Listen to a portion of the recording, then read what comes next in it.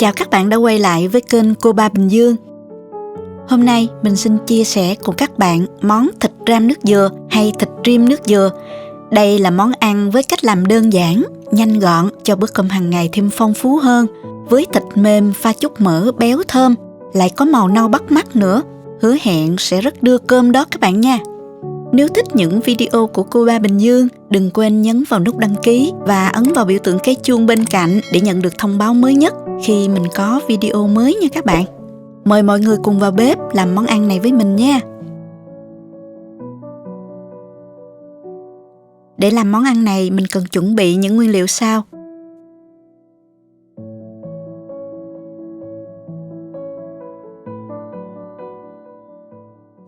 Bây giờ mình sẽ cắt miếng thịt này ra.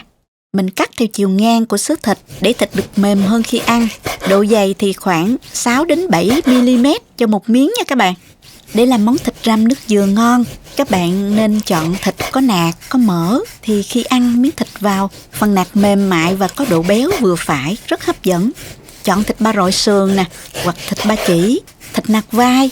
Còn bạn nào mà thích ăn mỡ giòn giòn thì chọn thịt nách cũng được ha. Hôm nay thì mình ram bằng thịt nạc vai nha. Ngoài chợ người ta hay gọi là nạc dăm cây đó các bạn. Thịt này bên trong có những đường gân mỡ xen kẽ như vậy nè. Mình đã rửa với muối sạch sẽ rồi và để cho nó ráo nước rồi. Nếu có thời gian các bạn để vào ngăn đông khoảng 40 phút cho thịt nó định hình á, mình sẽ dễ cắt hơn ha. Cắt xong thì mình cho qua cái tô này luôn để chút nữa mình ướp gia vị ha. Tiếp theo mình lột vỏ hành tỏi. Với hành lá thì mình cắt khúc đầu hành. Còn một ít phần lá thì mình cắt nhỏ ha.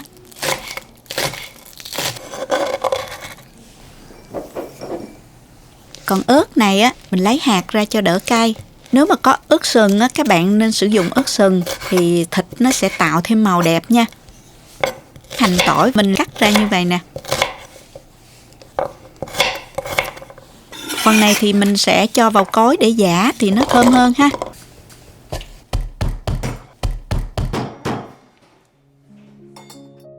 Tiếp theo mình sẽ ướp vào nè.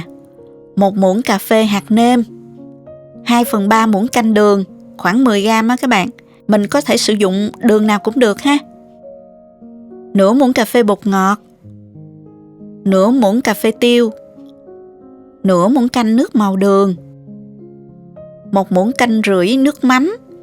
Nước màu đường này để cho thịt lên màu đẹp hơn á. Phần này thì tùy các bạn ha. Mình có thể không cho vào cũng được. Khoảng 1 muỗng canh hành tỏi giã nhuyễn. Và trộn đều lên ha.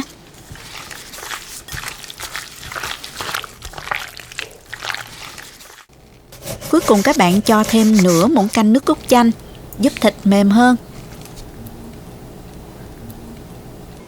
Trộn đều lên một lần nữa nha. Mình ướp trong vòng 30 phút nha các bạn. Bây giờ thịt đã ướp được 30 phút rồi. Mình sẽ đi ram thịt ha. Cho vào chảo 2 muỗng canh dầu ăn. Để lửa trung bình ha. Dầu nóng, mình cho từng miếng thịt vào áp chảo.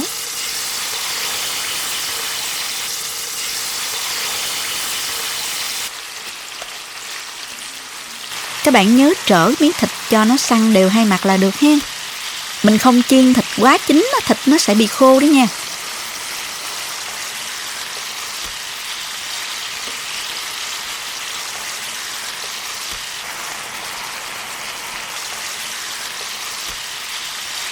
Tiếp theo thì cho 150 ml nước dừa tươi vào cho nó xăm xắp thịt ha.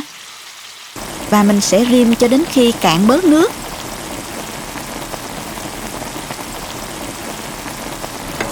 Nhớ trở đều hai mặt thịt nha các bạn. Bây giờ các bạn hạ lửa nhỏ xuống và rim từ từ cho nó sánh lại và thịt nó lên màu nâu á. Nhìn nó sệt là như vậy nè. Lúc này mình giảm lửa thật nhỏ và dùng đũa đó áp chảo liên tục để thịt áo đều gia vị và không bị cháy. Xong rồi mình tắt bếp luôn nha.